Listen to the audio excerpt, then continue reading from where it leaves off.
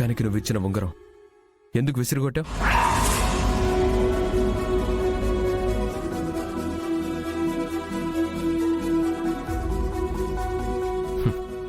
ఈ కానుక చూసి కనకం గుర్తొచ్చింది కదా? లేదు, నాలో కనకం లేదు. కనకం తాలూకు జ్ఞాపకాలు కూడా లేవు. కనకం నీలో లేదు. కనకం జ్ఞాపకాల్ని నువ్వు తుడి చేసావు సరే, మరి అలా అయితే ఈ రింగ్ ఎందుకు విసిరేశావు? తనకి సంబంధించింది ఏది కూడా నా దగ్గర ఉండడానికి వీల్లేదు, అందుకే విసిరేశాను. మరి ఉంగరం నీకు దొరికిన వెంటనే ఆ పనే నువ్వు చేయాల్సింది. ఇంతసేపు నువ్వు జేబులో పెట్టుకొని మరి ఇప్పుడెందుకు విసిరేశావు? ఈ రింగ్ చూడగానే కనుక నీకు గుర్తొచ్చింది కదా, అందుకే నువ్వు రింగ్ని నీదా కాదా అని చెక్ చేయించావు. అవును, నేను చెక్ చేయించాను. రే అంటే అర్థం ఏంట్రా? నీ కనకం ఎక్కడుందో నువ్వు తెలుసుకోవాలనే కదా నువ్వు ఈ రింగ్ గురించి చెక్ చేయించావు. కనకాన్ని కలవాలనే తపన ఇంకా నీలో ఉందని తెలుస్తుంది. అయినా సరే నేను కనకాన్ని, తన ప్రేమని, తన జ్ఞాపకాల్ని మర్చిపోయానని నీకు నువ్వు అబద్ధాలు చెప్పుకొని బ్రతుకుతున్నావు. కాదు కాదు, నేను రింగ్ని చెక్ చేయించడానికి కారణం తను నా ప్రేమని మోసం చేసి వెళ్ళిపోవడమే కాదు, నేను ప్రేమతో ఇచ్చిన ఈ ఉంగరం కూడా వదిలేసి వెళ్ళిపోయిన దాన్ని కన్ఫర్మ్ చేసుకోవడానికి వెళ్ళాను. అంతే అంతే తప్ప ఇంకేమీ లేదు. ఎందుకు నవ్వుతున్నావు? నిన్ను నువ్వు మోసం చేసుకుంటూ స్వార్థపరుల్లా నటిస్తూ నీ మంచితనానికి ముసుగు కప్పుకొని నీలో ఇంకా జీవించే ఉన్న కనకం మీద ప్రేమని లేదని నువ్వెలా చెప్పగలుగుతున్నావు? అయినా నువ్వు ఇలా ఎలా జీవిస్తావు? నన్ను నేనేమీ మోసం చేసుకోవట్లేదు. కనకం నన్ను మోసం చేయడం వల్లే నేను ఇలా అయిపోయాను. నాలో ప్రేమ లేదు, జీవం లేదు. నా వాళ్ళ కోసం నేను జీవశవంలా ఉన్నానంతే. నిజంగా నీ కనకం ఎదురుపడితే తనని కలవకుండా ఉండగలవా? నేను ఎవ్వరికి ఎదురుపడాలని అనుకోవట్లేదు. సరే సరే, ఈ మాటలన్నీ నీ మనసులో నుంచి వచ్చినవేనా?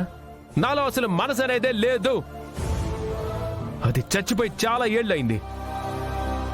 తను ఎక్కడున్నా, ఏం చేస్తున్నా, తను ఏమైపోయినా నాకు సంబంధమే లేదు. ఇదిగో ఇలా కనపడకుండా చెప్పే మాటలు ఉన్నాయి చూడు, అందులో చాలా తప్పులుంటాయి. ఆ తప్పొప్పుల లెక్కల్లోనే లెక్కలేనంత ప్రేమ ఉంటుంది. ప్రేమ లేదు, ఏమీ లేదు. అవన్నీ కూడా నేను మర్చిపోయాను. నా గతాన్ని కూడా నేను సమాధి చేసేశాను. సరే, నువ్వు నీ గతాన్ని సమాధి చేసేసినా నీ జీవితంలోకి మళ్ళీ కనకం వస్తే ఆ సమాధి మీద మీ ప్రేమ విత్తు మళ్ళీ మొలకెత్తుతుంది. నాకు జీవితం మీద అసలు ఆశే లేదు. దయచేసి నన్ను ఇలా ఉండని.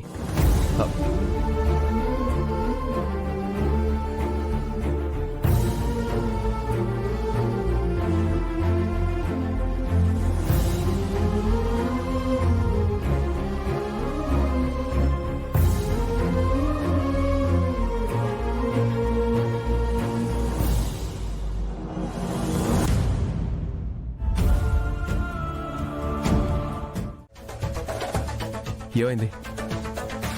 మిమ్మల్ని దేని గురించి మీరు మాట్లాడుకుంటున్నారు? సార్ అది ఏంట్రా సార్కి విషయం గురించి చెప్పడానికి భయపడుతున్నా? ఏం లేదు సార్, క్యాంటీన్ కాంట్రాక్ట్ తీసుకున్న వాళ్ళు ఎవరు ఇప్పటివరకు రాలేదు సార్. ఇంతవరకు రాలేదా? ఇవాళ క్యాంటీన్ ఉంటుందా లేదా బయటకు వెళ్ళి తినాలా అని మాట్లాడుకుంటున్నా సార్. మీరు బయటికేం వెళ్ళక్కర్లేదు. ఇప్పుడే క్యాంటీన్ కాంట్రాక్ట్ ఇచ్చిన వాళ్ళతో మాట్లాడతాను. Okay sir. హర్ష వచ్చాడా? ఇంకా రాలేదు సార్. తను ఇంకా రాలేదా?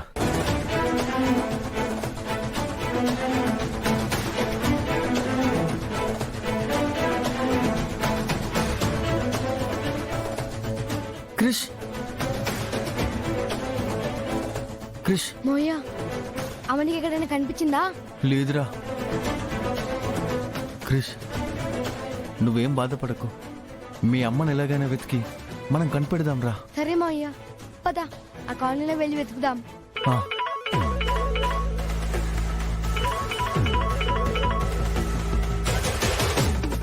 మా సార్ ఫోన్ చేస్తున్నారా? బ్యాట్మెన్ ఫోన్ చేశాడా? అవునరా. హలో హర్ష.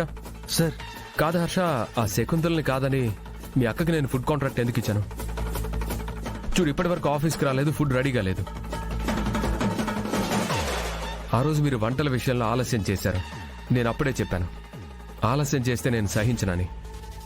అయినా మీరు మారకుండా లేట్ చేస్తే ఎలా? అది కాదు sir. Harsha, no more explanation. అయినా నువ్వు కూడా ఇంతవరకు ఆఫీస్కి ఎందుకు రాలేదు? సార్ నేను చెప్పేది ఒకసారి వినండి సార్. నిన్నటి నుంచి మా అక్క కనిపించట్లేదు సార్. వాట్? ఏంటి, మీ అక్క కనిపించట్లేదా? అవును సార్, తన కోసమే నేను క్రిష్ కలిసి ఊరంతా వెతుకుతున్నాం సార్. మోయా, బ్యాట్మాన్ తో నేను ఫోన్ మాట్లాడతాను. సార్ క్రిష్ మీతో మాట్లాడతాడంట. ఇవ్వు. బ్యాట్మాన్, క్రిష్, నువ్వు బాధపడ క్రిష్. నాకు చాలా భయంగా ఉంది బ్యాట్మాన్. బ్యాట్మాన్ అందరినీ కాపాడేవాడే కదా అర్థం. మా అమ్మని కాపాడి తీసుకురా బ్యాట్మాన్.